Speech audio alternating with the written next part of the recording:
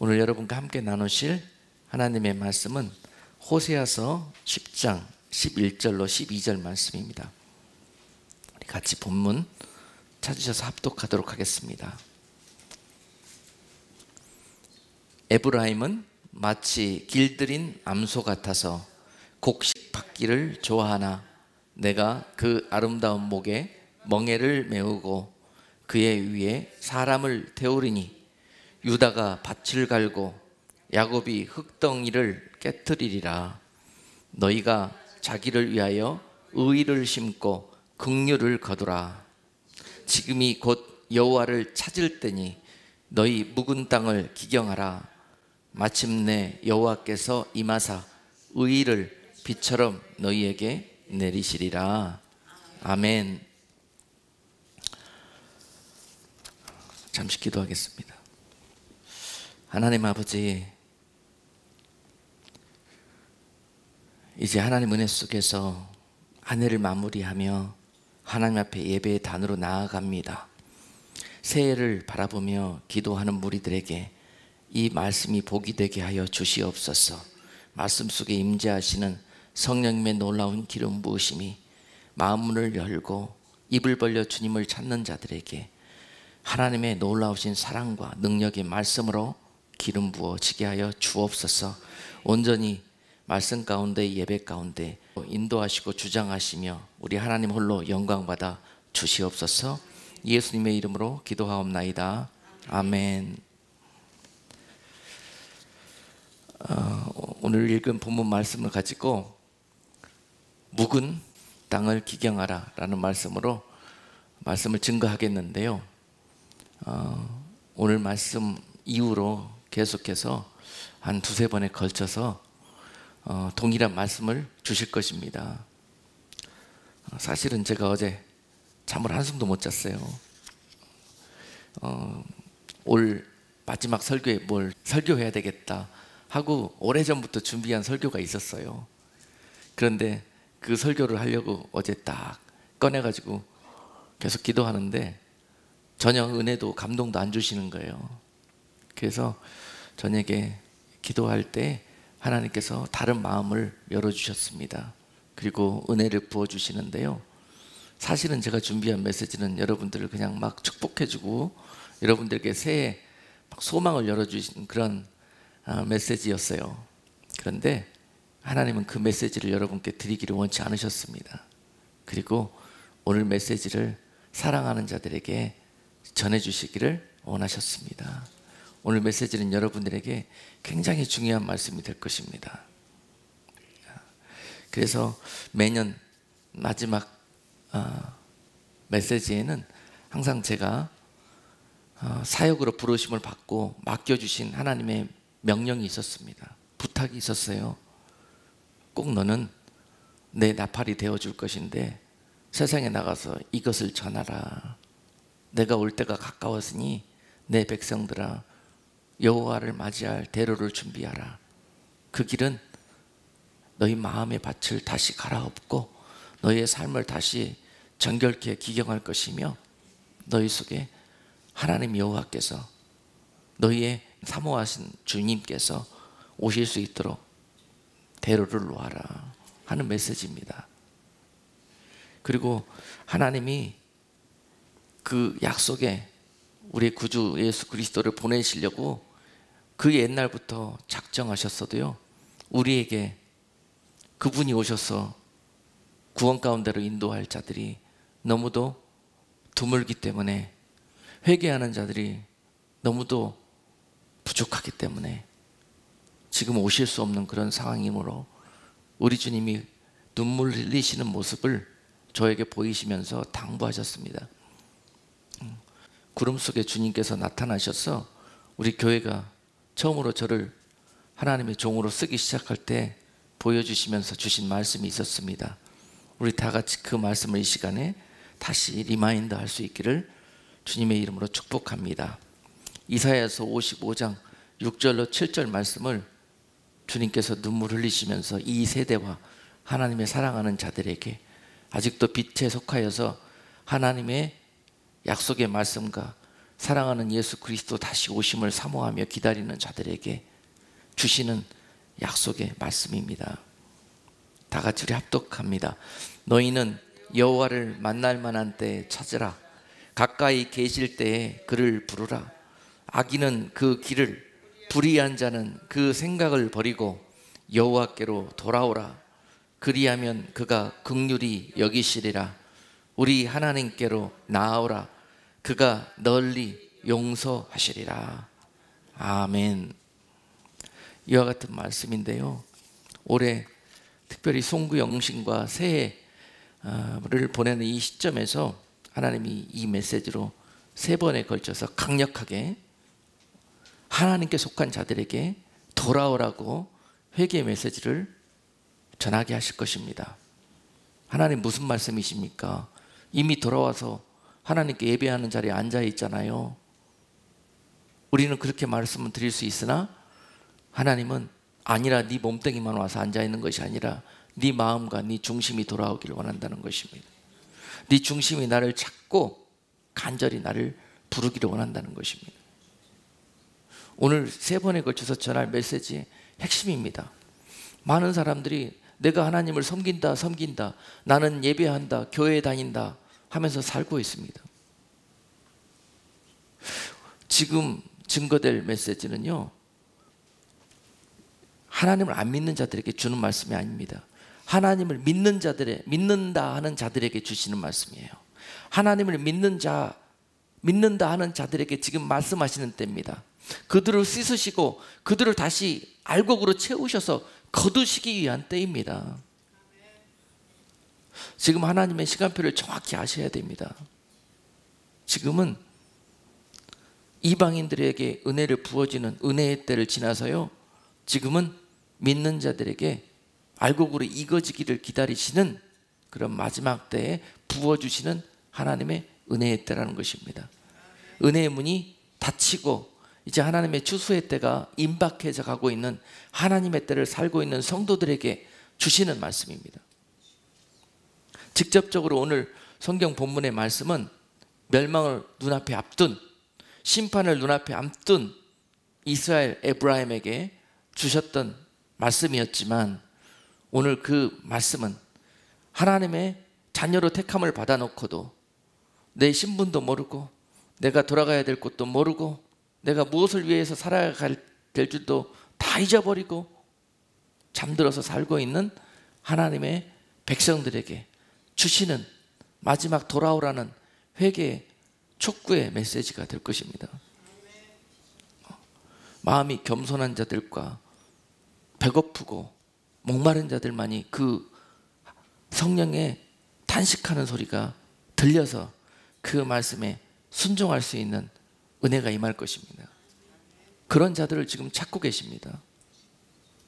세상에 술 취하고 방탕하고 잠들어 있는 하나님의 자녀들 가운데 그러한 영혼들을 한 사람까지라도 찾기 위해서 부르짖고 탄식하시는 성령의 역사를 아셔야 할 것입니다. 그런데 그 백성들이 지금도 하나님 열어주시고 회복시켜 주시고 축복해 주시고 잘되게 해주시고 많은 것 거둬서 하나님 앞에 영광 돌리게 해주시고, 하나님 세상이 내가 하나님 믿어서 이렇게 잘 되는 것을 보고 하나님 믿게 해주세요 라고 기도하고 하나님 앞에 예배하고 있습니다. 그 모습이 바로 지금 성경 본문에서 에브라임, 이스라엘 백성들이었던 것입니다. 그런데 하나님은 그들에게 심판을 선고하셨어요. 내가 너희를 정령코 심판하리라는 거예요. 그런데 그들은 하나님 내가 왜 심판당해야 합니까? 내가 하나님 앞에 이렇게 예배드리고 있고 내가 이렇게 하나님을 잘 섬기고 있고 내가 하나님의 말씀으로 이렇게 잘 길들여져 가고 있는데요, 그게 무슨 말씀입니까? 라고 되묻고 있습니다. 그러면서 내가 하나님을 이렇게 잘 섬기니까 매 주일 나와서 하나님 앞에 예배드려 주니까 하나님 나를 복 주셔야 되잖아요. 하나님 나를 잘 되게 해주셔야 되잖아요. 지금 그렇게 하고 있는 무리들이 바로 오늘 본문의 에브라임 그 족속들입니다. 그래서 그들의 모습을 가리켜서 오늘 본문 호세아서 10장 11절 말씀은 에브라임은 마치 길들인 암소 같다고 그랬습니다. 길들인 암소 같다고 그랬습니다. 좋은 말씀 같지요. 하나님 말씀으로 잘 양육되고 길들여져 있는 암소들 같다고 표현했습니다. 그런데요, 그런 그들이 결국은 어떤 모습이었냐면은 곡식 받기를 좋아한다고 그랬습니다. 곡식 받기를 좋아한다.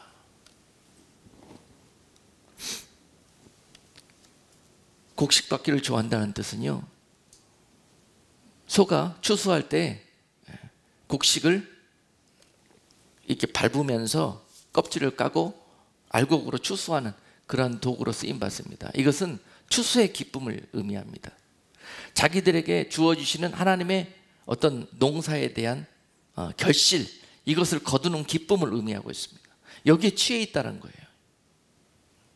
여러분, 놀랍게도요, 오늘 본문의 주인공 북이스라엘 에브라임은요, 이렇게 하나님께서 그들을 경고하시고 나라를 찢으셔서 북쪽과 남쪽으로 갈라놓으셨는데도 불구하고 우상 숭배의 죄 때문에, 하나님께 범하는 죄가 너무 크기 때문에 깨달으라고 돌아오라고 나라를 찢어놨는데요, 깨닫지 못하고 계속 여로보암의 악한 길로 가다가 우상 숭배하는 길로 가다가, 그러는데도 불구하고 그들은 잘 되는 거예요. 나라는 더 잘 되고 더 커지고 부강해지고 힘이 생기고. 그래서 그들은 그렇게 생각했어요.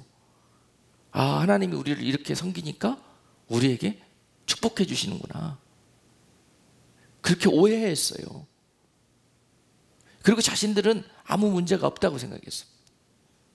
근데 하나님은 그 선지자들을 통해서 하나님의 종들을 쉬지 않고 그들에게 보내셔서 회개를 촉구하셨습니다.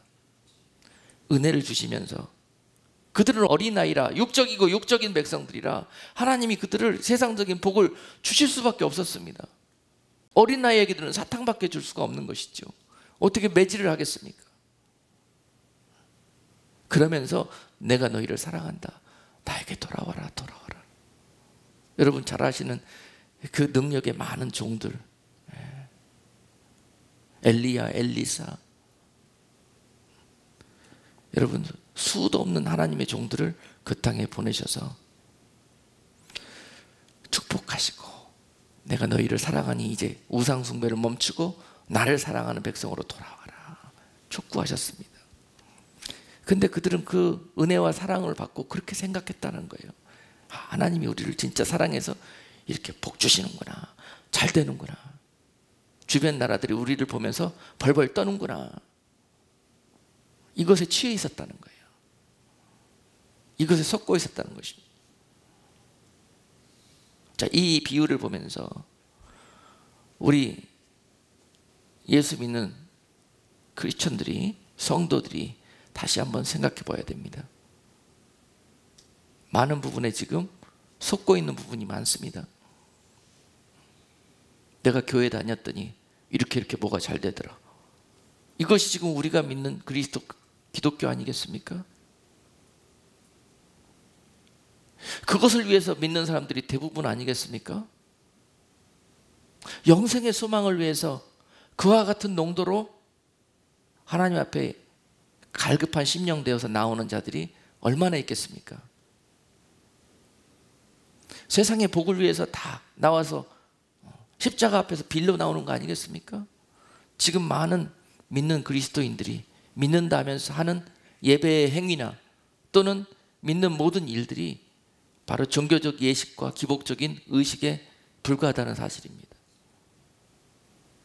오늘 강력하게 2018년 이 시간을 마치면서요, 새해를 소망 가운데 맞이하고자 하는 자들에게 주시는 사랑의 메시지입니다. 그 길로 계속하면은 에브라임이 멸망당했듯이 또한 내가 세상 가운데 복받은 자인 줄 알았더니 멸망당하는 날이 속히 오게 될 것입니다.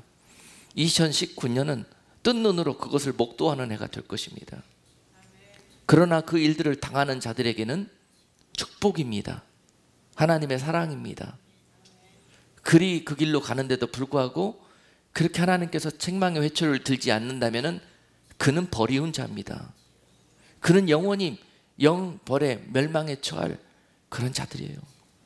하나님께서 그를 구원할 생각이 없으신 거예요. 하나님에 속한 영혼이 아닌 것입니다.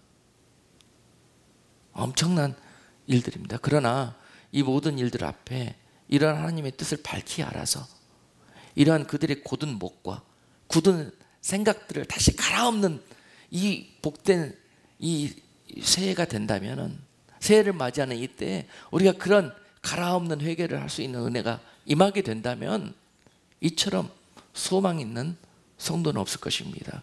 그 영혼으로 인해서 하나님이 얼마나 기뻐하실지.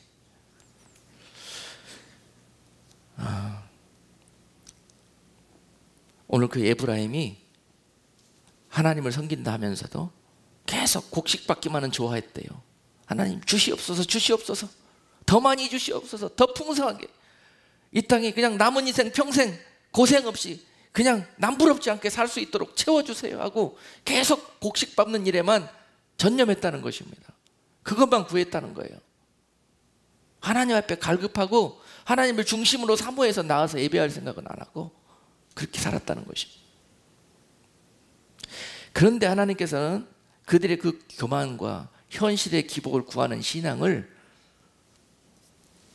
책망하고 그들을 멸망시키지 아니하시고 그들을 구원할 계획을 가지셨는데요, 이런 계획이셨습니다. 내가 그 아름다운 목에 멍에를 메우고 그의 위에 사람을 태우겠다고 그랬습니다. 그 소들이 그 자만과 교만에 취해가지고 그렇게 자기가 이 목이 굳어져서 아름다운 목이라고 표현했어요. 내가 이렇게 잘 되고 잘 살지 않느냐, 목이 뻣뻣하고 높아져서 그러고 있는 소들에게 내가 그들에게 멍에를 메울 것이라고 그래요. 멍에를 메울 것이라고. 기고만장하여서 그렇게 하늘 높은 줄 모르고 달려가고 있는 그들에게 멍에를 메우시겠다는 거예요. 그리고 더불어 그 위에 사람을 태우겠다는 것입니다. 사람을 올라타게, 그래서 지배를 받게 만들겠다는 거예요. 굴레를 씌우겠다는 것입니다.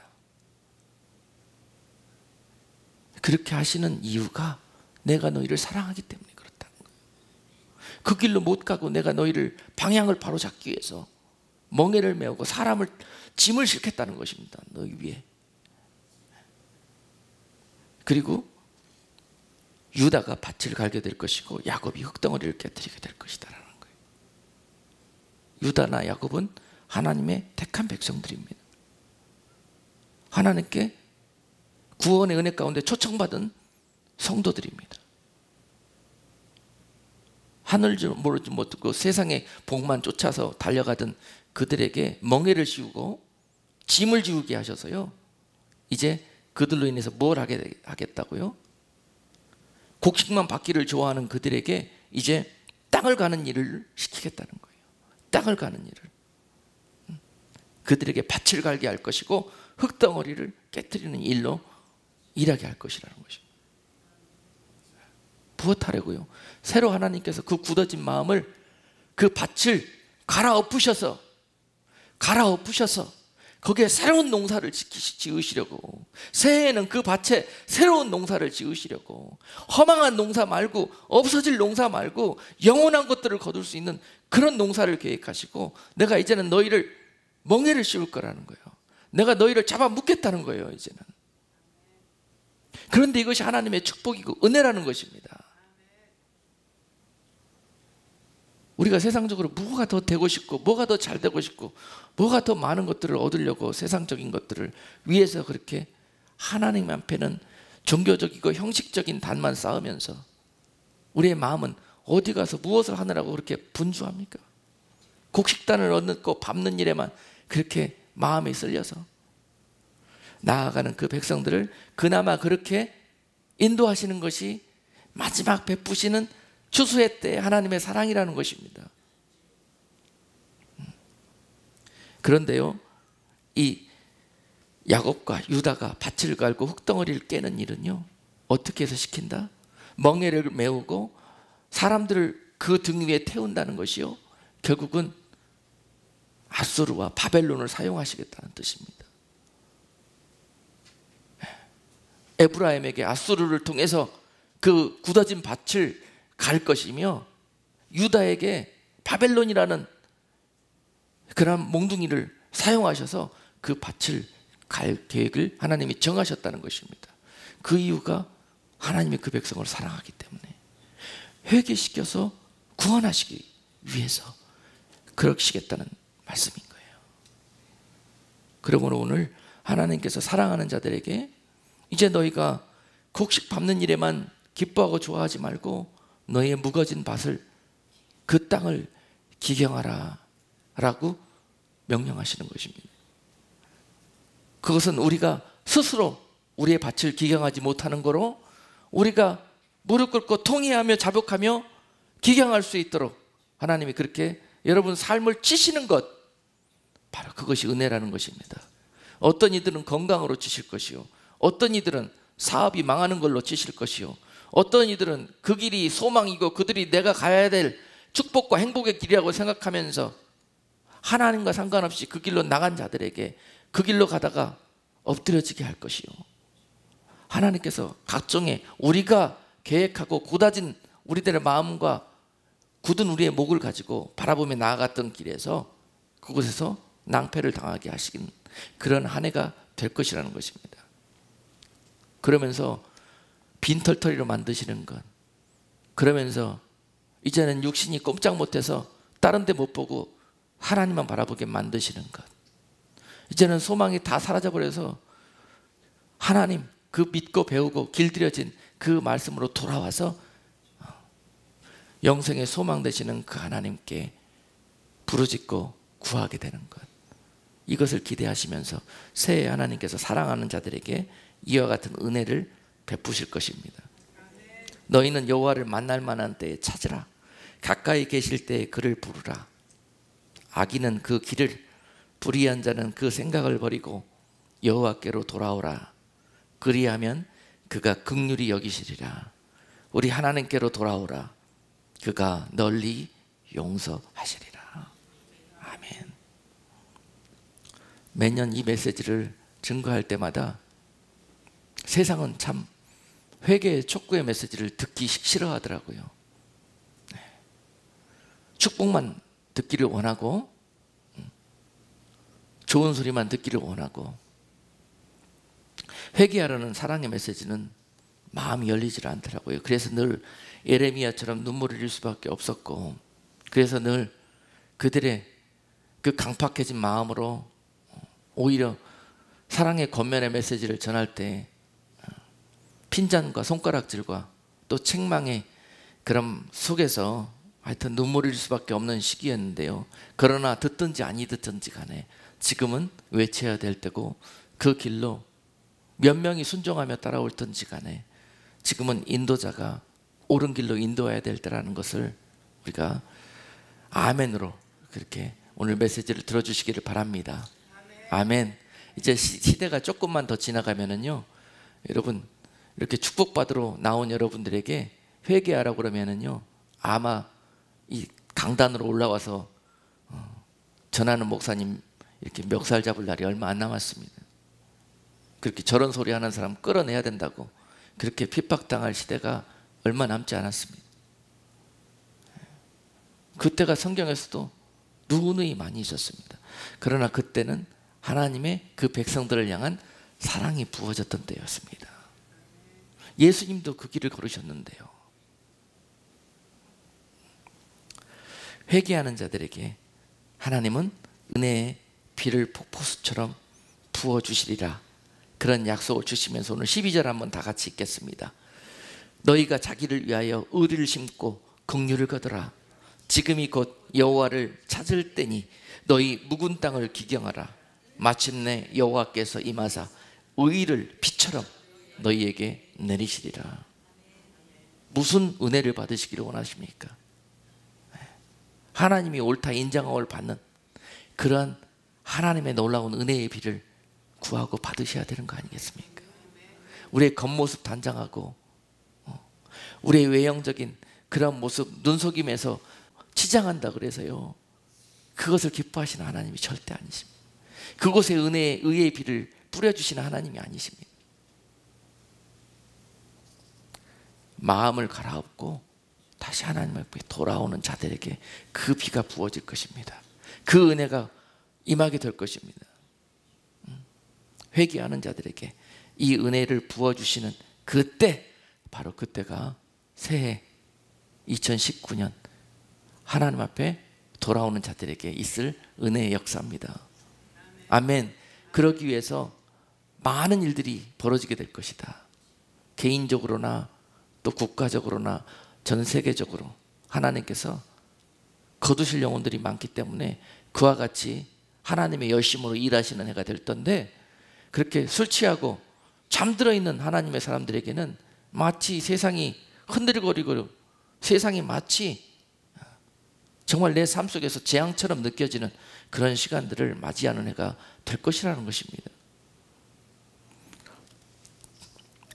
저는 개인적인 인간적인 생각으로는 2019년은 여러분들에게 너무 복된 해가 될 것이다, 너무 축복이 쏟아지는 해가 될 것이다 라고 말씀드리고 싶어요. 그러나 하나님은 그렇지 않다는 것입니다. 절대 그렇지 않다는 거예요. 그런 자들에게는 하나님이 버리운 자라는 것입니다. 그래서 하나님이 우리 모두를 달아보시는 해가 될 것입니다. 너희가 진짜 나를 믿는지 아니면 너희가 지금까지 나를 믿는 채 하는 자들이었는지를 달아보시는 해가 될 것이라. 성전 문 밖에 있는 자들은 no way, 그들에게는 이미 은혜의 빗줄기가 닫혀 있습니다.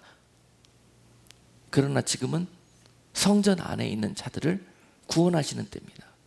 성전 안에 있는 자들, 하나님을 믿는다 하는 자들에게 진짜 믿는 믿음으로 연그러져서 구원의 은혜가 임하는 해다.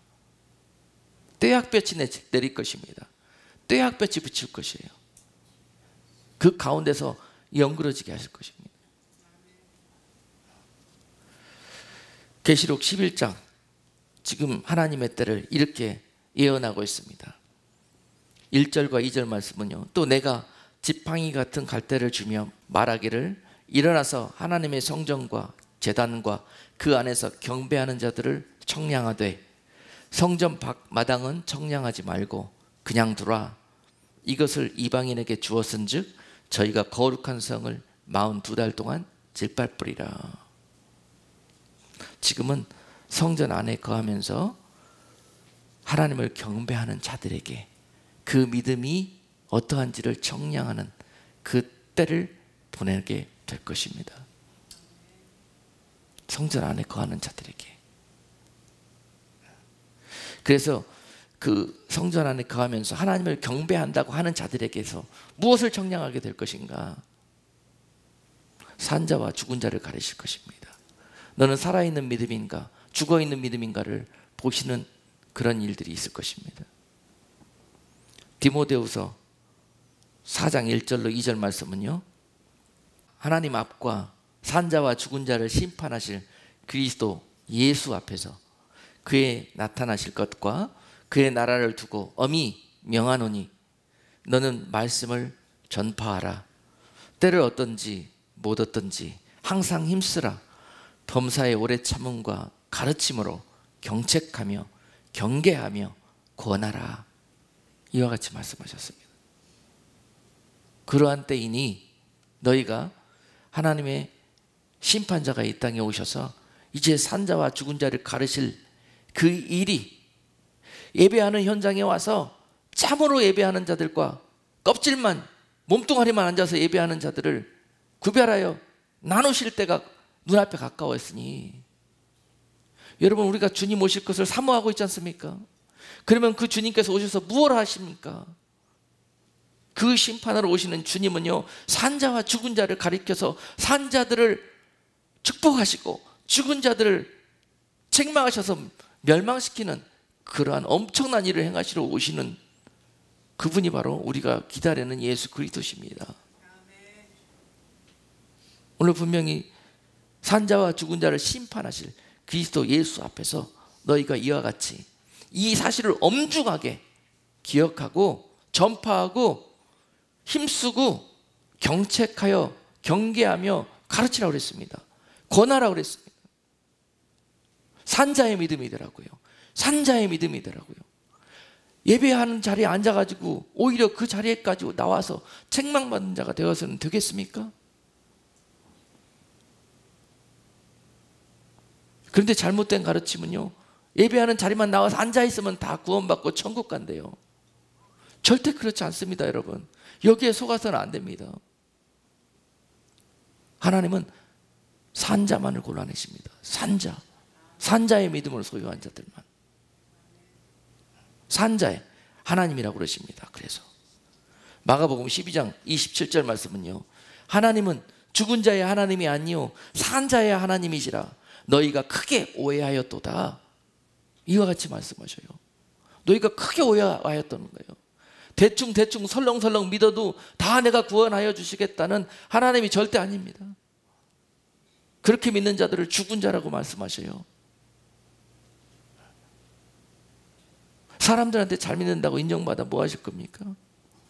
하나님께서 옳다 인정받는 성도가 되셔야죠.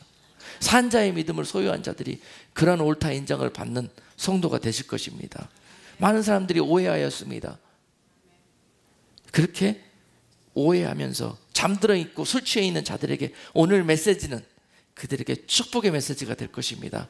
그들의 영적 잠에서 깨워서 산자의 믿음을 소유하는 그런 성도들이 될 수 있도록 초청하시는 그런 능력의 메시지가 될 것입니다.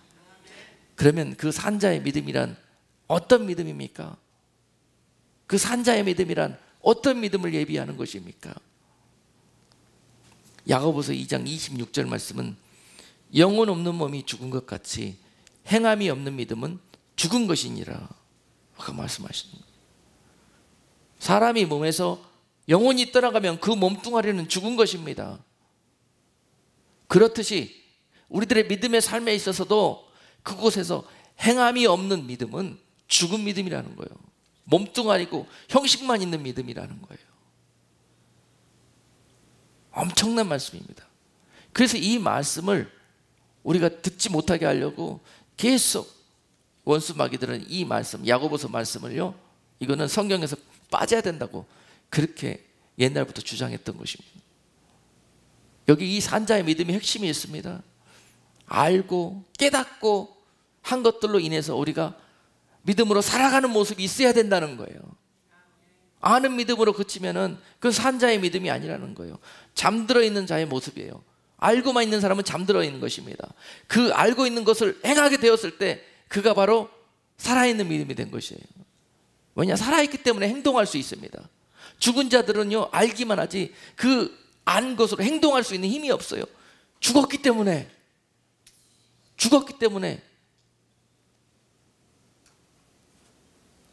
너무도 귀한 말씀입니다. 알고만 있고 분량만 키워가는 사람은요, 이 달란트에 비해서 달란트 개수만 늘려가는 사람이에요.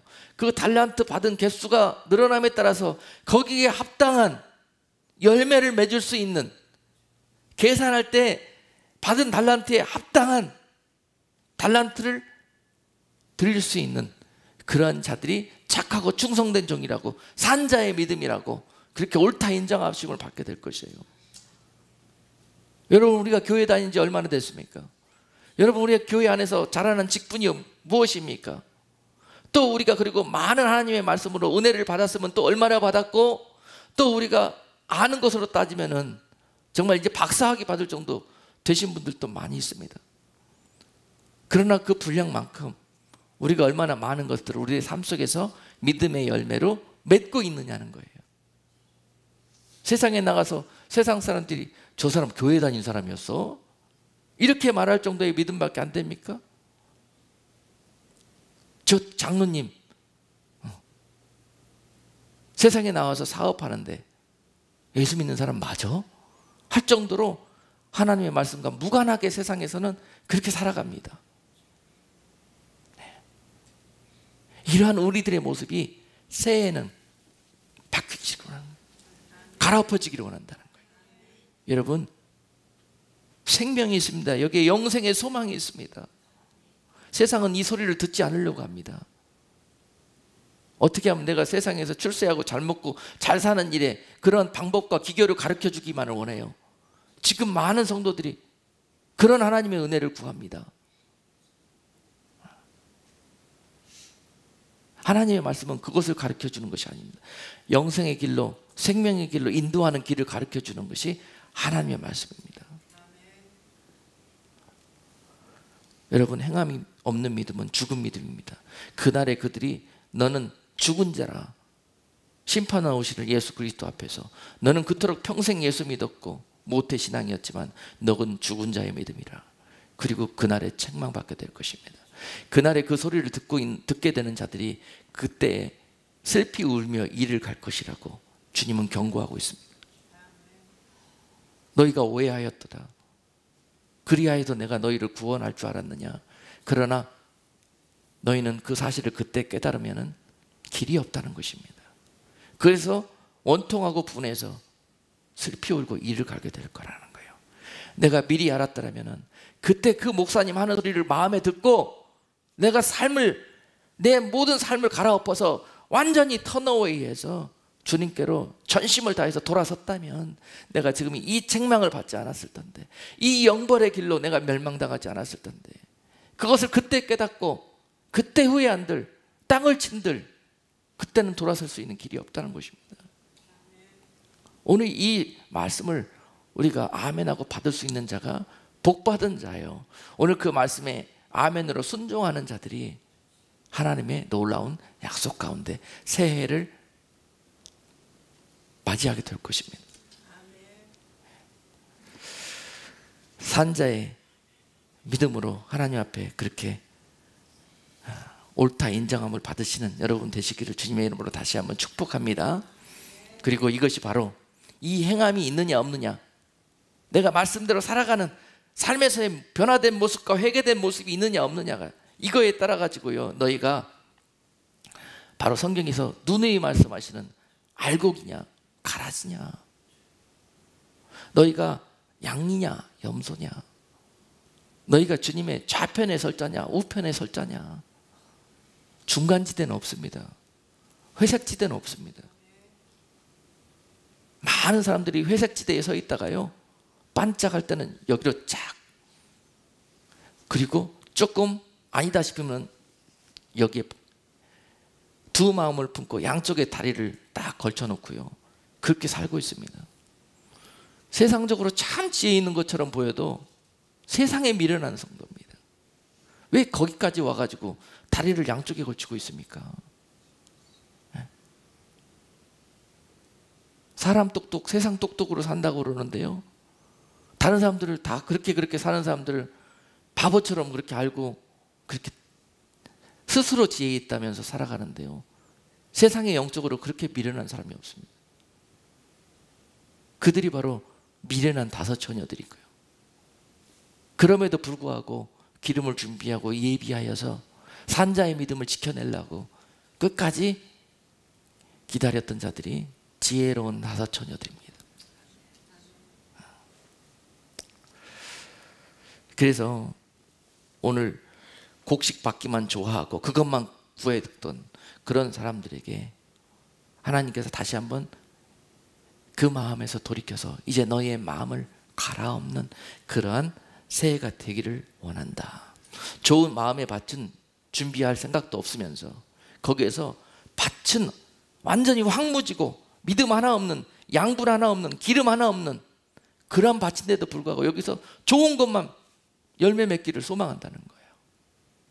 하나님의 나라의 법은 심은 대로 거두는 나라입니다. 심은 대로 거두는 나라예요.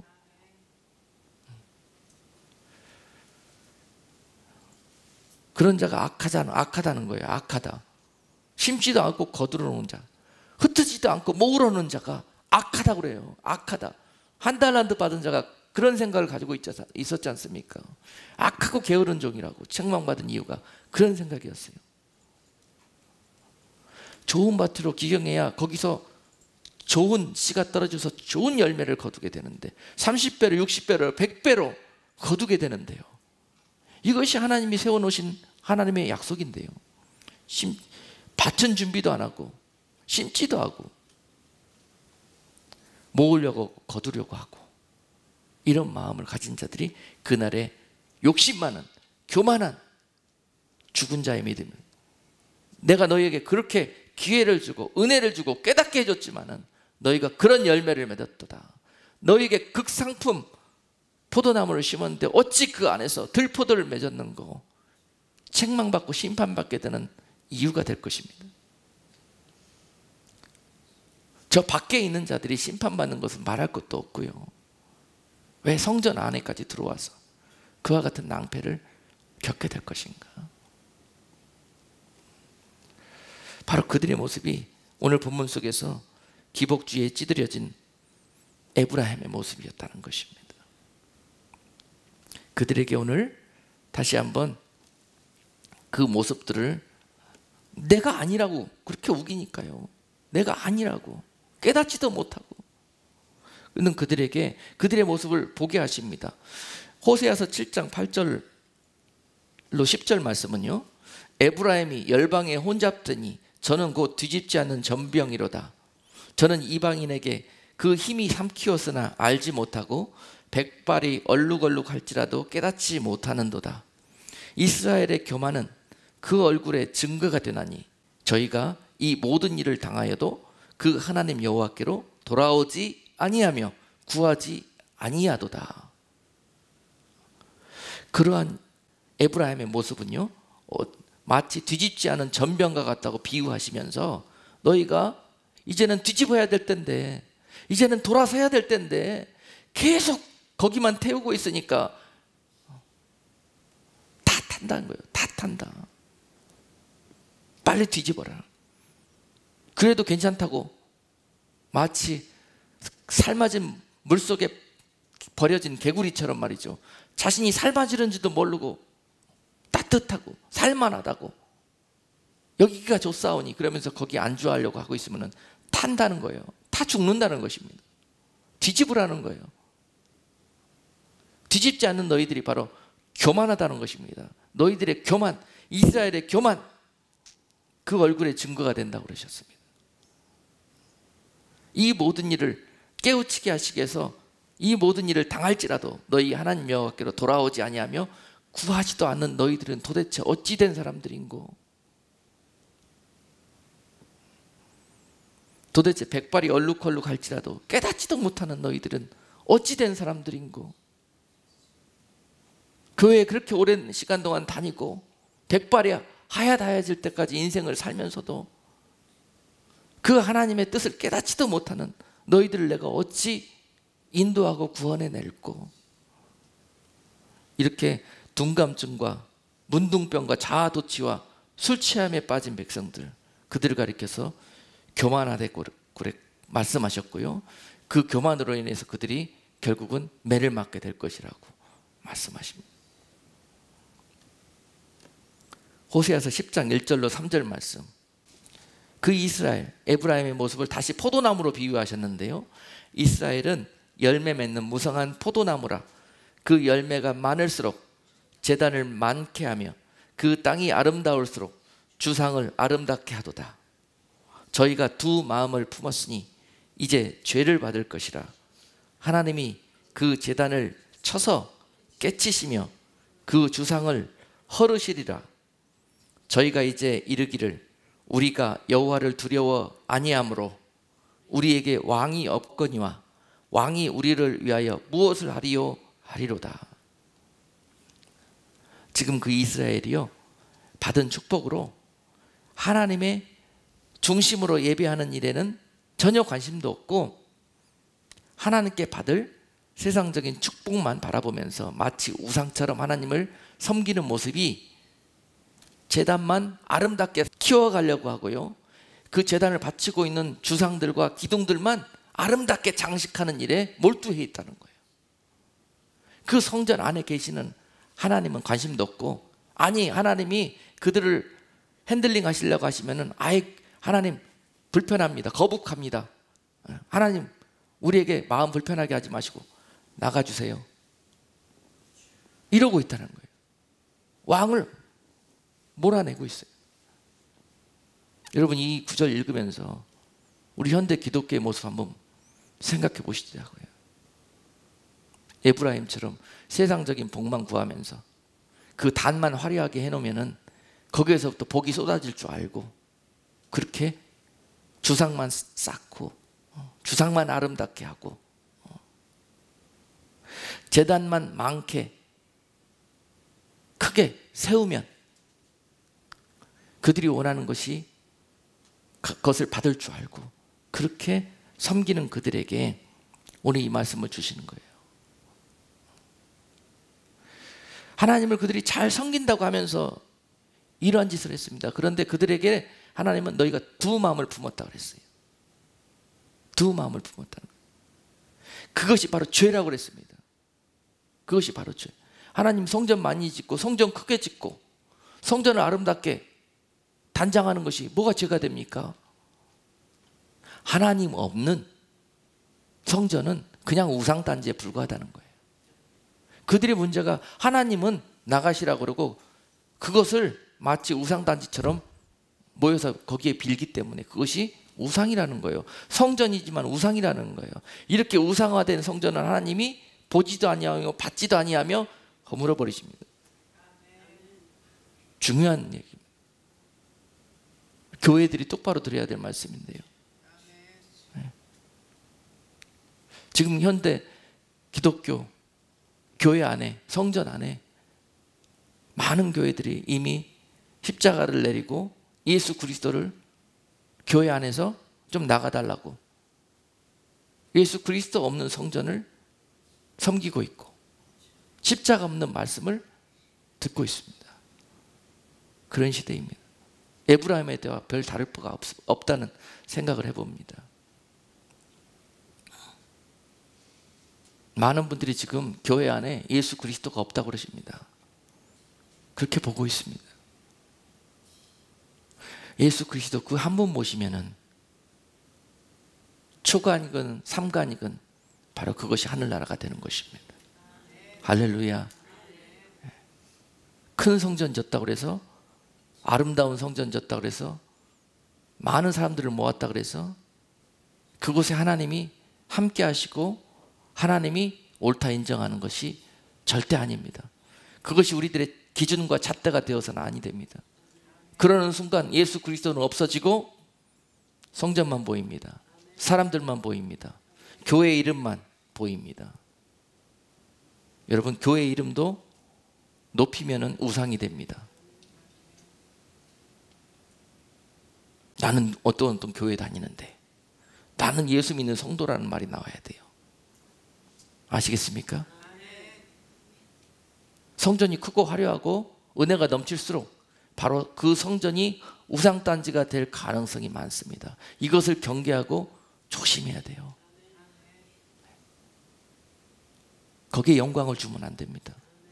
오직 하나님과 그 아들 예수 그리스도에게만 영광을 줄 수 있을 때 바로 그 교회는 아무리 커도 아무리 아름다워도 문제가 되지 않습니다. 오히려 그 성전을 통해서 많은 하나님의 영혼의 구원 방주로 사용하실 수가 있는 것입니다. 오늘 그 말씀을 하시는 거예요. 크다고 나쁘다는 말씀이 아닙니다. 커질수록 그 안에 예수님을 몰아내니까 그것이 문제라는 거예요. 말씀이 기준이 되지 않고 사람들의 방법과 사람들의 법이 기준이 되기 때문에 그것이 문제라는 것입니다. 그런 곳은 예수님 나가달라고 우리가 몰아내지 않아도요, 예수님이 안 계십니다. 계실 수가 없습니다. So disgusting, 역겨워서 거기서 드려지는 예배가, 그들은 예배한다고 하지만은 하나님은 그 예배 받으시지 않는다고 말라기에서 누누이 말씀하고 계시는 거예요. 그들이 드린 예물도 받지 않겠다고 누누이 말씀하시는 거예요. 그러므로 하나님이 정령으로 무엇을 받기를 원하시는지 오늘 에브라임을 상징적으로 보여주시면서 믿는 자들에게 진짜 믿는 자가 되어라. 진짜 믿는 자가 되어라. 종교생활 하지 말고 믿는 척 하지 말고 사람들한테 옳다 인정받으려고 생각 말고 하나님 앞에 옳다 인정받는 성도가 되어라. 그들이 그날에 소망 있는 자들이 될 것이라는 것입니다. 그들이 산자가 되어서 하나님을 영접하게 될 것이라는 것입니다. 말씀은 알기는 알지만 지키지는 않고 외형만 치장하고 복만 바라는 지금 잠들어 있는 교회와 성도들에게 주시는 사랑과 권면의 메시지입니다. 그 우리들의 모습을 다시 한번 호세아서 7장 11절 말씀은 어리석은 비둘기 같다고 하십니다.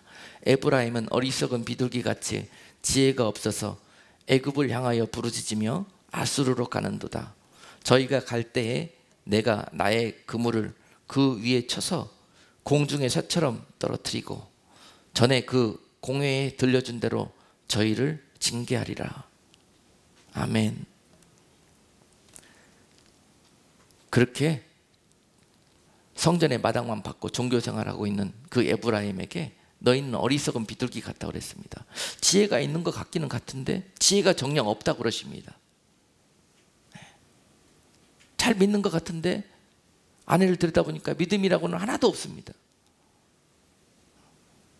너희가 믿음이 있고 말씀의 지혜가 이제 자리하고 있다면 내가 이리 하라 그러면 그렇게 순종하며 행하는 그런 믿음이 되어야 될 것인데 내가 이리 하라 그랬더니 아니요 저리저리 하겠습니다. 그리고 반대로만 하는 거예요. 어리석은 비둘기라고 그래요. 이런 모습을 가리켜서.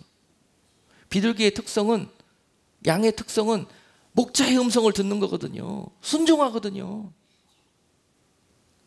누가 양이요 누가 염소인지가 이렇게 갈라지는 거예요. 목자 대신 주님께서 이리 해라 그러면은 예 주님. 그럴 때 주님은 그 안에서 양의 모습을 본다는 거예요. 양의. 그리하면 이리 될 것인데요. 좀 생각 좀 해볼게요. 그리하면 주님께서 얘가 양인가 염소인가 다시 한번 들여다본다는 것입니다. 자, 어리석은 비둘기 같이 그렇게 하나님을 섬겼던 에브라임과 같은 성도 되지 마시고 오늘은 지혜로운 비둘기가 되셔서 방향 감각 잃지 마시고요. 우리가 가야 될 곳은 어디입니까? 주님께로 말씀 가운데로 우리의 본향으로 돌아가야 되는 것이 비둘기의 갈 목적지입니다. 그런데 어떻게 세상에 눈이 팔려가지고 그곳으로 자꾸 날아갑니까? 우상에게 눈이 팔리고 마음이 빼앗겨서 그곳으로 자꾸 날아갑니까? 거기가 네가 갈 곳이 아니다. 어떻게 너희는 애굽으로 간다고 하면서 자꾸 아수르로 가고 있느냐? 이 어리석은 비둘기들아, 방향 좀 제대로 잡아라. 너희가 부르짖고 너희가 의지할 거고 믿을 대상이 누구냐? 우상과 세상에 너희들이 그렇게 침을 흘리면서 바라보고 있는 대상들이 아니라 나 여호와 너희의 창조주, 너희의 하나님, 너희의 돕는 자시라. 그것을 보라는 거예요. 어리석은 비둘기들아. 자꾸 그래도 말 안 들으면 네가 비둘기가 아니라 까마귀구나. 썩고 죽은 고기들만 탑하며 거기로 가서 뜯으려고 달려가는 까마귀로구나. 어두운 것만 좋아하는. 또 호세아서 7장 16절에서는 그러한 그들을 속이는 활과 같다 그랬습니다. 저희가 돌아오나 높으신 자에게로 돌아오지 아니하니 속이는 활과 같으며 그 방백들은 그 혀의 거친 말로 인하여 칼에 엎드려지리니 이것이 애굽 땅에서 조롱거리가 되리라. 속이는 활과 같은 그들의 신앙을 결국은 하나님께서 어떻게 멍에를 거시고 거기에 짐을 지우시겠다고요? 이것이 애굽 땅에서 조롱거리가 될 것이래요. 애굽은 대표적으로 여러분 세상과 또 우상과 또 여러분들이 세상 속에서 의지하고 있는 그런 것들의 상징이죠. 여러분 예수 믿는 사람들에게는요 길이 없습니다. 다른 길이 없어요. 오직 예수님만 의지하는 것밖에 없습니다. 여러분 예수 믿는 자들이 나가서 다른 것을 의지하는 순간 여러분들이 의지하는 그곳에서 조롱거리가 됩니다. 너 저거 진짜 예수 믿는 사람 맞아? 저 교회 다니는 사람 맞아? 그곳에서요 조롱거리가 됩니다. 여러분 바로 그것이 그날 심판대 앞에서 여러분들이 주님 앞에 책망받는, 여러분들이 죽은 자라는 그러한 인정함을 받는 죄목이 될 것이라는 거예요. 그렇게 여러분 살면서 그걸 못 느끼셨습니까? 세상이 평가합니다. 세상이 그를 산자의 믿음이라고 평가하고요, 인정하고요. 그런 반면에 그런 자들을 물어뜯으려고 공격하는 때가 새해가 될 것입니다.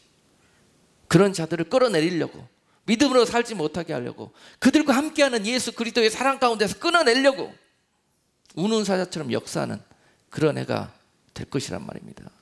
그러니 지금 어찌해야 되겠습니까? 어찌해야 되겠습니까? 내가 붙들고 있는 것, 이것을 생명처럼 그 중요함과 그 절실함을 그렇게 생명처럼 붙들고 이기는 자의 신앙이 되려고 끝까지 기도하면서 주님 의지하면서 나아가는 자들만 그 길을 성공적으로 승리할 수가 있게 되는 것입니다. 이러한 그들에게 하나님께서 다루실 것인데, 오늘 본문은 이제 그들이 자유의지를 주면서 그 길로 인도했더니 안 되니까 멍에를 메우고 그 위에 사람을 태우고, 그렇게 해서라도 마치 그들을 맷돌 속에 집어넣어버려서, 마치 그들을 포도즙 틀 속에 집어넣어버려서 맷돌이 지근지근 그들의 삶을 갈아엎고 그 곡식을 뭉개고 함으로 인해서 하나님은 그들을 고운 가루로 빚어낼 것이고, 그들을 포도즙과 같은 귀한 하나님이 기뻐 받으시는 열매들로 그 고넥을 짜내실 거라는 거예요. 그들이 포도즙틀에 들어갔을 때에는, 맷돌 속에 들어가 부서질 때에는 이것이 마치 재앙처럼 느껴지고, 이것이 마치 하나님의 책망과 버림받은 것처럼 느껴질지라도, 그것은 그들이 고운 가루와 아름다운 기름으로 부서지고 짜여지는 그런 복된 시간이라는 것입니다. 내가 너희가 스스로 이 길을 걷기를 원했다마는 너희가 정령코 어리석은 비둘기처럼 내가 원하던 길로 가지 아니하고 다른 길로 가니, 내가 이렇게 해서라도 너희로 인해서 영광을 받으시고 구원의 은혜를 베푸시겠다는 그러한 뜻입니다. 그러나 이를 원하는 자들에게 행하실 것입니다. 이를 원하는 자들에게 나를 부셔달라고, 하나님 나는 육신이 너무 앞서고 너무 정욕적이고 이기적이고 세상을 사랑함으로 주님 내 스스로는 그 길을 갈 힘이 없사오니 주님 나를 부셔달라고, 나를 강권적으로 인도해달라고 그렇게 구하는 자들에게 하나님께서 은혜를 베푸실 것입니다. 호세아서 1장 8절 말씀은요, 에브라임이여 내가 어찌 너를 놓겠느냐, 이스라엘이여 내가 어찌 너를 버리겠느냐, 내가 어찌 아드마같이 높겠느냐, 어찌 너를 스보임같이 두겠느냐, 내 마음이 내 속에서 돌아서 나의 긍휼이 온전히 불붙듯하도다 라고 말씀하셨어요. 이 모든 말씀을 하시고, 이 모든 일들이 내가 너희를 버리려는 것이 아니라, 너희를 잊은 것이 아니라, 그냥 내버려 두겠다는 의미가 아니라, 내가 어찌 아드마와 스보임같이 버려두겠느냐. 아드마와 스보임은요, 소돔과 고모라가 멸망받을 때 같이 멸망받은 도시입니다. 그 도시가 멸망당하듯이 내가 너희를 이 심판의 멸망이 눈앞에 있는데 그 멸망 가운데 그냥 버려두지 않겠다는 약속입니다. 그런 너희들을 소돔과 고모라 땅에서 꺼내기 위해서 굳은 밭을, 굳어질 대로 굳어진 너희의 심령의 밭을 갈아엎으시기 위해서 이런 일들을 행하시겠다는 것입니다. 왜냐? 너희는 내 백성이요 내가 너희를 낳았다는 것이에요. 시편 2편 7절 말씀은 내가 영을 전하노라, 여호와께서 내게 이르시되 너는 내 아들이라, 오늘날 내가 너를 낳았도다. 이미 하나님께서 너희는 내 백성이요 내가 너희를 낳았다고 말씀하십니다. 그러므로 하나님께서 친히 낳은 백성들을 그냥 버려두시겠습니까? 그냥 그렇게 멸망받는 길로 가는 그들의 발걸음을 놔두시겠냐고요. 그러므로 고린도전서 4장 15절 말씀은 그리스도 예수 안에서 복음으로써 내가 너를 낳았다고 말씀하셔요.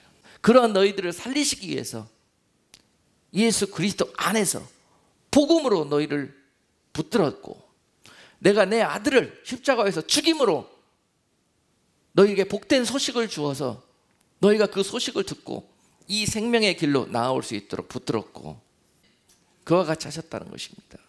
그리고 히브리서 1장 5절 말씀은 하나님께서 나는 그에게 아버지가 되고 그는 내게 아들이 되리라고 하셨습니다.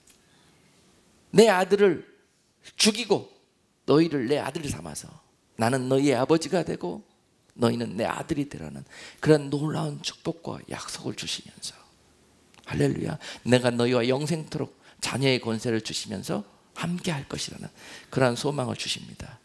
그러니 그 자녀의 신분에 합당한 모습으로 너희가 이제 너희의 삶과 마음의 중심을 기경해라. 갈아엎고 하늘에 합당한 그러한 모습으로, 하늘의 시민권자로 너희가 예비된 모습으로 나와 함께 만나자. 그래도 우리 인생이 바로 멍에를 씌운 것 같고 마치 우리네 인생길에 뭐가 하나 큰 짐이 올려져 있는 것처럼 그런 인생을 살게 하셨다는 것입니다. 이것이 그런데 자유를 빼앗아가는 것이 아니고 우리에게 하나님께서 진정한 예수 안에서 자유와 복을 누리게 하시기 위한 사랑이라는 것입니다. 그 자녀들은 이것을 감사하며 아멘하면서 순종하며 따라온다는 것입니다. 그래서 마지막으로 이 모든 일들은 너희에게 장래의 소망을 주려 하는 하나님의 뜻이라고 말씀하십니다. 바벨론 포로 보낸 것도, 아수르에게 침략당해서 모든 것을 잃어버리고 산산조각 부서뜨려 버린 것도, 이 모든 것들이 장래에 너희에게 소망을 주려 한 것이라고 말씀하십니다. 예레미야 29장 10절, 나 여호와가 이같이 말하노라. 바벨론에서 70년이 차면 내가 너희를 권고하고 나의 선한 말을 너희에게 실행하여 너희를 이곳으로 돌아오게 하리라. 나 여호와가 말하노라. 너를 향한 나의 생각은 내가 하나니 재앙이 아니라 곧 평안이요 너희 장래에 소망을 주려 하는 생각이라. 아멘. 이제 에브라임처럼 못된 송아지가처럼 그렇게 믿음 없이 세상 가운데 멸망의 길로 달려가고 있던 우리들에게 하나님께서 이러한 징계와 이러한 회초리를 통해서 하나님께서 정령코 영원한 생명과 소망과 축복의 길로 인도하시기 위해서 우리 삶을 이와 같이 인도하시는 것도, 이제 새해에는 이제 그 뜻을 밝히 깨달아서 아멘, 하나님 감사합니다. 하나님 이겨낼 수 있도록 도와주세요. 하나님 내 마음과 눈이 또 다른 곳으로 향하지 않도록 나를 더 책망하시고 더 내 눈이 돌아가지 않도록 내 시선을 하나님께 고정시켜 주십시오. 항상 성령께서 밝히 나의 인도자요, 나의 보호자요, 나의 공급자가 되어 주셔서 이 어두운 세상에서, 이 유혹과 시험이 많은 세상에서 오직 하나님이 주시는 은혜로 승리할 수 있는 그런 새해가 되게 해달라고 기도하며 나아가는 자들에게 새해에는 너무너무 소망과 믿음과 또 영원한 복이 함께할 것이요, 그렇지 아니하고 여전히 잠들어서 멸망과 사망의 길로 가는 자들에게는 하나님께서 버리우든지 아니면은 그들이 정말 죽었다 깨어나는 듯한 그런 멍에와 그런 짐이 주어져서 그렇게라도 하나님께서 인도하여 가실 그런 해가 될 것입니다. 그러므로 여러분 새해에는 무엇보다도 예수 안에 거하시면서 그분과 함께 동행하시면서 그분을 의지해서 나아갈 때 여러분들에게 가장 좋은 소망과 또 인슈런스를 얻는 그런 길이 될 것입니다. 기도하겠습니다. 하나님 아버지, 오늘 우리 에브라임처럼 세상의 정욕과 세상의 복에 눈이 멀어서 하나님께서 그렇게 애타게 부르짖는 부르심에도 마음을 같이 하지 못하고 눈을 맞추지 못했습니다. 하나님, 우리들의 마음의 밭이 세상의 것들로 굳어졌기 때문에 그렇습니다. 오늘 귀한 메시지로 우리의 굳어진 마음을 새롭게 갈아엎으시라는 그 말씀 아멘으로 받기를 원합니다. 하나님, 모든 세상과 또 썩어질 것들을 향해서 달려갔던 우리들의 발걸음을 돌이키시고 하나님께서 기뻐하시는 그 길로 성령과 동행할 수 있는 새해가 될 수 있도록 은혜 베풀어 주시옵소서. 예수 그리스도 이름으로 기도드리옵나이다. 아멘.